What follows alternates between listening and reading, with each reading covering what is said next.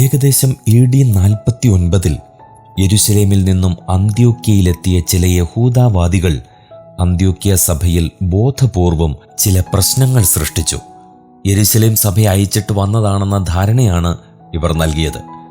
യഹൂദരല്ലാത്ത വിജാതീയർ ക്രിസ്തു വിശ്വാസത്തിലേക്ക് വന്നാൽ അവർ പരിച്ഛേദന ഏൽക്കണമെന്നാണ് അവരുടെ വാദം. പൗലോസും ബർന്നബാസും ഈ വാദഗതിയോട് യോജിച്ചില്ല. പ്രശ്നം രൂക്ഷമായതിനെ തുടർന്ന് യെരുശലേം സഭയിൽ പോയി അപ്പോസ്തോലന്മാരെയും മൂപ്പന്മാരെയും കണ്ട് വിശദീകരണം തേടുവാൻ അന്ത്യോക്യ സഭ തീരുമാനിച്ചു. പൗലോസും ബർന്നബാസും തീത്തോസും യെരുശലേം സഭയിലെത്തി സംഭവങ്ങൾ വിശദമാക്കി.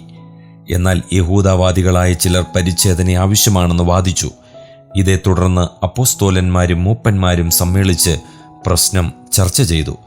ഈ സമ്മേളനമാണ് യെരുശലേം കൗൺസിൽ എന്ന പേരിൽ അറിയപ്പെടുന്നത്. അപ്പോസ്തല പ്രവൃത്തികൾ 15-ാം അധ്യായം. യെരുശലേമിൽ ഈ സമ്മേളനം നടന്നത് യെരുശലേം സഭയിൽ നിന്നുള്ള ചിലർ അന്ത്യോക്യ സഭയിൽ വന്ന് തെറ്റിദ്ധാരണാജനകമായ പ്രസ്താവനകൾ ചെയ്തതുകൊണ്ടാണ്. അല്ലാതെ യെരുശലേം സഭയ്ക്ക് അന്ത്യോക്യ സഭയുടെ മേൽ ഏതെങ്കിലും പരമാധികാരമുള്ളതുകൊണ്ടല്ല. പത്രോസും കർത്താവിൻ്റെ സഹോദരനായ യാക്കോബും ബർന്നബാസും പൗലോസും പരിച്ഛേദന ക്രിസ്തു വിശ്വാസികൾക്ക് ആവശ്യമില്ലെന്നും വ്യക്തമാക്കി. എന്നാൽ വിഗ്രഹാർപ്പിതവും രക്തവും ശ്വാസം മുട്ടിച്ചത്തതും ഭക്ഷിക്കരുതെന്നും പരസംഗം ചെയ്യരുതെന്നും അന്ത്യോക്യയിലെ വിശ്വാസികളെ അറിയിക്കുവാൻ അവർ തീരുമാനിച്ചു.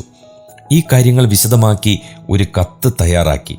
യെരുശലേം സഭയിലുള്ള യൂദ, ശീലാസ് എന്നിവരെ കത്തുമായി പൗലോസിനോടും ബർന്നബാസിനോടും കൂടെ അന്ത്യോക്യയിലേക്ക് അയക്കുവാൻ തീരുമാനിച്ചു.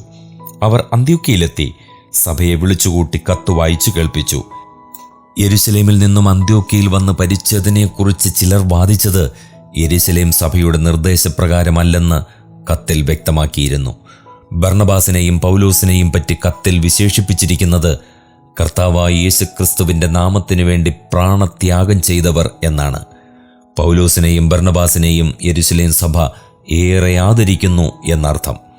കത്ത് വായിച്ച് അന്ത്യോക്യ സഭ സന്തോഷിച്ചു. അവരുടെ തെറ്റിദ്ധാരണകൾ മാറി. യൂദയും ശീലാസും കുറേ നാൾ അവിടെ താമസിച്ച് അവരെ വചനത്തിൽ ഉറപ്പിച്ചു. പിന്നീട് യെരുശലേമിലേക്ക് മടങ്ങിപ്പോയി.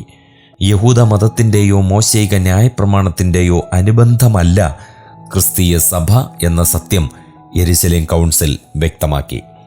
മോശൈക ന്യായപ്രമാണത്തിൻ്റെ ഉപദേശപ്രകാരമുള്ള ആചാരങ്ങൾ ക്രൈസ്തവ സഭയിൽ നിലനിർത്തണം എന്ന യഹൂദവാദികളുടെ അഭിപ്രായത്തെ വേരോടെ പിഴുതുകളഞ്ഞു.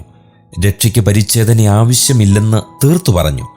യെരുശലേം കൗൺസിൽ പരിശുദ്ധാത്മാവിൻ്റെ പ്രബോധനത്തെയും നേതൃത്വത്തെയും അംഗീകരിച്ച് അനുസരിക്കുന്നതും ഇവിടെ പ്രത്യേകം ശ്രദ്ധിക്കേണ്ടതാണ്.